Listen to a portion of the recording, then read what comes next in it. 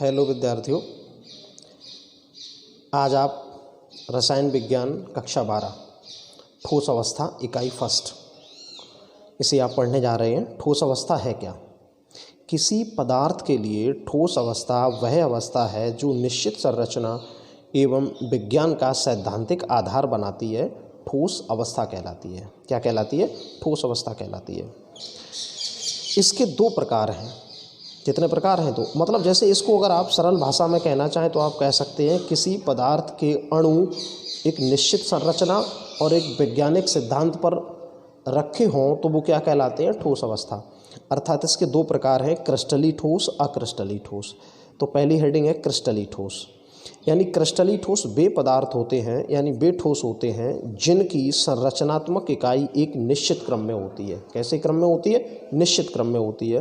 क्रिस्टलीय ठोस कहलाते हैं, जैसे हीरा, ग्रेफाइट, तांबा, सोना आदि। और दूसरी चीज़ क्या होती है, इसमें नोट करके मैंने दे रखा है कि वे पदार्थ जिन्हें धारदार औजार से काटने पर उनकी सतह चिकनी निकले। कैसी निकले? चिकनी निकले, तो वो क्या कहलाएंगे? क्रिस्टलीय ठोस। अब अक्रिस्टलीय ठोस को देख लीजिए। अक्रिस्टलीय ठोस है क्या? अक्रिस्टलीय ठोस वे ठोस होते हैं जिनकी संरचनात्मक इकाई एक निश्चित क्रम में नहीं होती। कैसे क्रम में नहीं होती? निश्चित क्रम में नहीं होती। अक्रिस्टलीय ठोस कहलाते हैं, जैसे कांच, रबड़, प्लास्टिक आदि। अक्रिस्टलीय ठोस क्या कहलाते हैं? कांच, रबड़, प्लास्टिक आदि, ये सब अक्रिस्टलीय के अंतर्गत आ जाते हैं। इनकी संरचना कैसी होती है? अनिश्चित। यानी इन्हें जब काटोगे आप, कांच कटेगा नहीं, कांच भी आड़ा टेढ़ा हो जाएगा। तो रबड़ भी धारदार औजार से काटोगे तो कुछ न कुछ आड़ी टेढ़ी हो जाएगी। इसी प्रकार प्लास्टिक, यानी जो काटने पर जिनकी सतह प्लेन ना निकले, चिकनी ना निकले, वो सब क्या कहलाते हैं? अक्रिस्टलीय ठोस। अब आगे दिया हुआ है अक्रिस्टलीय व क्रिस्टलीय ठोसों में अंतर। अर्थात आप कह सकते हो क्रिस्टलीय व अक्रिस्टलीय ठोसों में क्या अंतर होता है। तो इसका अंतर क्या है वो देख लीजिए। अब देखिए इसमें क्रिस्टलीय ठोस, अक्रिस्टलीय ठोस। एक तरफ मैंने क्या लिख रखा है? क्रिस्टलीय ठोस, एक तरफ अक्रिस्टलीय ठोस। तो पहला पॉइंट है इनकी ज्यामितीय संरचना निश्चित होती है, अर्थात ये निश्चित क्रम में व्यवस्थित होते हैं। आप कह सकते हो कैसे? निश्चित क्रम में। और इसकी होती है नंबर 2, इनकी ज्यामितीय संरचना अनिश्चित होती है। कैसी होती है? अनिश्चित। अर्थात ये निश्चित क्रम में व्यवस्थित नहीं होते हैं। जैसे कि मैंने एक समझाने की कोशिश करी है कि Na धनायन Cl ऋणायन, Na धनायन Cl ऋणायन, Cl ऋणायन Na धनायन, Cl ऋणायन Na धनायन। अर्थात Na के चारों तरफ अगर आप देखेंगे तो Cl है, Cl के चारों तरफ देखेंगे तो Na है। यानी धन के चारों तरफ माइनस इंडिकेट कर रहा है और प्लस के चारों तरफ माइनस इंडिकेट हो रहा है। अब इसी प्रकार इसमें देखिए, अब इसमें क्या है? NaCl, Cl NaCl, कोई क्रम नहीं है इसमें, ये अंट संट उल्टे सीधे हैं। तो ये क्या कहलाएंगे तुम्हारे? निश्चित क्रम अर्थात क्रिस्टलीय ठोस, अनिश्चित क्रम अक्रिस्टलीय ठोस। दूसरा पॉइंट देखिए आप, ये असतत वक्र बनाते हैं। कैसा बनाते हैं? असतत वक्र। और ये सतत वक्र बनाते हैं। गर्म वायु भाप, गर्म वायु का मतलब भाप। जैसे कि मान लीजिए भाप जब ठंडी होती है तो जल में आती है। यानी तात्पर्य ये है कि जब तक जितनी भाप होगी, मान के चलो जितनी भाप, अगर आप जैसे जल है, जल 100 डिग्री सेल्सियस पर वाष्पित होने लगता है। जल जो है 100 डिग्री सेल्सियस पर वाष्पित हो जाता है। तो 100 डिग्री सेल्सियस पर ये वाष्पित हो रहा है, तो भाप इनकी एक निश्चित अवस्था होती है कि जैसे भाप 130 डिग्री सेल्सियस पर गैस अवस्था में है। जब ये टेम्परेचर धीरे धीरे, जब तक संपूर्ण भाप का टेम्परेचर 100 डिग्री सेल्सियस नहीं हो जाएगा, ताप नीचे नहीं आएगा, ताप यहीं पर स्टेबल रहेगा, रुका रहेगा। यानी अवस्था इसकी जब तक पूरी परिवर्तित नहीं, बदल नहीं जाएगी। यानी भाप किस में बदल जाएगी? जल में। ये किस में आ जाएगा? जल में। जब तक ये जल में नहीं बदल जाएगी तब तक ये स्टेबल टेम्परेचर रहेगा इसका। फिर टेम्परेचर जब संपूर्ण भाप किस में बदल जाएगी? जल में। जब ये द्रवित हो जाएगी तब फिर से अवस्था परिवर्तन होगा। फिर 90, 60, 15, मतलब कहने का तात्पर्य है यहाँ पर आके 10 डिग्री सेल्सियस, 15 डिग्री सेल्सियस पर आके जब तक ये ठंडा होने लगे। कैसा होगा? ठंडा। लगभग बर्फ़ बनेगा नहीं, लेकिन बर्फ़ बनने की पोजीशन पे आ जाएगा। किस पे आ जाएगा? बर्फ़ बनने की अवस्था पे। तो जब तक ये बर्फ़ बनेगा नहीं, बर्फ़ तो बनेगा जाके 0 डिग्री सेल्सियस के बाद ही, 0 डिग्री सेल्सियस से बनना शुरू हो जाता है, यानी ठोस अवस्था हो जाती है जल की। तो एक अवस्था परिवर्तन कहाँ हो रहा है? यहाँ पर, यह बनना शुरू हुआ। तो जब तक संपूर्ण टेम्परेचर कितना आ जाएगा? 10 या 15 के बीच में, तब तक ये ठंडा पूरा टेम्परेचर जितना जल था उसका संपूर्ण टेम्परेचर कितना हो जाएगा? 10 से 15 के बीच में। फिर जब ये बर्फ़ तब बनेगा जब संपूर्ण जल का टेम्परेचर 0 डिग्री सेल्सियस हो जाएगा, ये ठोस हो जाएगा। कैसा हो जाएगा? ये ठोस। तो एक ये इनकी अवस्था कैसी है? निश्चित क्रम में है।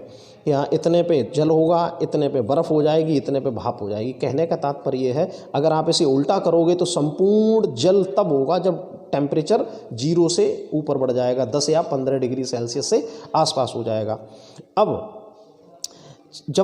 अब ये जल जो है, बर्फ़ जो है, ये सामान्य ताप तब होगा, यानी जब तक ये बाष्पित होना तब शुरू होगा जब तक संपूर्ण जल का टेम्परेचर कितना हो जाएगा? 100 डिग्री सेल्सियस। जब 100 डिग्री सेल्सियस हो जाएगा तब पानी बाष्पित होना शुरू होगा पुनः दोबारा। फिर जब संपूर्ण जल का टेम्परेचर 100 डिग्री सेल्सियस को क्रॉस करेगा तब जाके ये पुनः भाप बनेगी। अगर आप वक्र को उल्टा ले जाएं तब भी वो ये अवस्था समझ में आएगी, और ये भी। तो ये क्या हो गया? ये असतत वक्र बनाते हैं। कैसा वक्र बनाते हैं? असतत वक्र। ये आ गया ये सतत वक्र। सतत वक्र का इनका टेम्परेचर जो होता है, इनका जो ताप होता है वो निश्चित क्रम में नहीं होता। कैसा होता है? एक परास होती है, मतलब इतने से इतने के बीच में। जैसे कि आप प्लास्टिक ले लीजिए, प्लास्टिक धीरे धीरे गर्म होती जाएगी, टपकती जाएगी, आगे बढ़ती जाएगी, टपकती जाएगी। तो ये क्या है? ये पिघल के गिरती रहेगी। तो इसका ताप कैसा है? एक परास में होता है, इतने से इतने के बीच में, यानी निश्चित इसकी कोई अवस्था नहीं होती है। इसलिए इन्हें क्या कहा जाता है? सतत वक्र। अब आप आ जाइए, ये दीर्घ परासी होते हैं। इनकी परास कैसी होती है? लंबी। ये छोटी परास के होते हैं, यानी टेम्परेचर जैसे ही शुरू किया अपने आप शुरू हो जाता, शुरुआत से ही। और इनका जब तक टेम्परेचर निश्चित नहीं होता, यानी इसलिए इन्हें दीर्घ परासी कहा जाता है, और ये लघु परासी कहलाते हैं। अब बात आती है विषमदैशिक और समदैशिक, अर्थात समदैशिक। इसको भी मैंने समझाने की कोशिश करी है एक डायग्राम द्वारा, कि देखो इसमें NaCl NaCl NaCl धन के और माइनस के, और ऐसे मैंने ये आपको दिखा रखे हैं, यानी Na धनायन Cl ऋणायन Na धनायन C। आप यहाँ A धनायन B ऋणायन ऐसे कर सकते हो आप, जो जिसको समझ अपने जैसे समझ सकते हो। इसी प्रकार मैंने इसमें रख रखा है Na धनायन Cl ऋणायन, Na धनायन Cl ऋणायन, फिर यहाँ Na धनायन Cl, यानी कोई मैंने निश्चित क्रम नहीं है। अगर आप यहाँ से देखें इस प्रकार इस तीर द्वारा, तो कभी तो Cl आ रहा, कभी Na आ रहा, कभी कुछ आ रहा है, यानी अंट संट है इसमें, आड़े टेढ़े हैं सब। इसमें क्या है? आप इधर से देखोगे तो Na के बाद Cl, Cl के बाद फिर Na के बाद फिर Cl, Cl के बाद फिर Na, क्रम। अब इस तीर के हिसाब से देखोगे तो एक साइड देखोगे तो क्रम निश्चित है इनका, Cl Cl Cl, इधर देखोगे Na। अर्थात आप एक सामान्य उदाहरण समझ लीजिए कि प्रेयर में जब बच्चा खड़ा होता है वो विषमदैशिक होता है, और अगर जब एक तरीके से जब बच्चा घूम रहा है स्कूल में, जैसे कि एक लंच है, वो विषमदैशिक में होता है, वो समदैशिक में होता है, सॉरी, क्या कहलाता है? समदैशिक। और जब बच्चा प्रेयर में खड़ा है वो कहलाता है समदैशिक। विषमदैशिक क्या कहलाता है? सॉरी, विषमदैशिक। तो यानी ये आपका जो है विषमदैशिक का होता है सिस्टमेटिक तरीके से, यानी 9th का बच्चा 9th क्लास में, 10th का बच्चा 10th क्लास में, तो ये आपका विषमदैशिक पोर्शन कहलाएगा। और ये समदैशिक, यानी इसमें सब कहीं 6 का है, कहीं 8 का है, कहीं 11वें का, कहीं 9 का है, यानी सब आड़े टेढ़े इसमें खड़े हैं। तो ये तुम्हारे समदैशिक और विषमदैशिक का अंतर हो गया। बात समझ में आ गई। अब इसमें आते हैं वास्तविक ठोस और आभासी ठोस।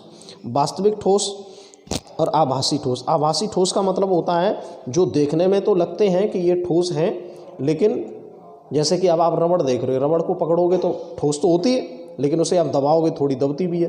तो ये इसलिए इन्हें कहा जाता आभासी ठोस। और जैसे कि लोहा हाथ से दबाने पे तो दबेगा नहीं, तांबा हाथ से ज़्यादा दबाओगे तो दबेगा नहीं, तो ये वास्तविक ठोस कहलाते हैं। इसलिए कहा जाता है कि क्रिस्टलीय ठोस वास्तविक ठोस होते हैं और अक्रिस्टलीय ठोस आभासी ठोस होते हैं। तो ये आपकी इस चैप्टर से मैंने कुछ थ्योरी आपको के लिए तैयार करी है, और इसमें अगर कोई चीज़ आपको कठिन लगती है तो आप जो नंबर जिस ग्रुप पे बच्चे सभी जुड़े हैं उनसे आप वो उस नंबर से पूछ सकते हैं। और ये जो पहले चैप्टर की थ्योरी थी ये मैंने दी है। इससे आगे आपको इसमें कुछ चैप्टर में सूत्र हैं, और फिर उसके बाद अन्य थ्योरी भी वो भी कराई जाएगी। फिर इसमें कुछ न्यूमेरिकल भी है, वो भी दिए जाएंगे। तो उम्मीद करता हूँ जो मैंने आज आपको इसमें डाला है वो आप ध्यान से देखें, पढ़ें और बताएं। धन्यवाद।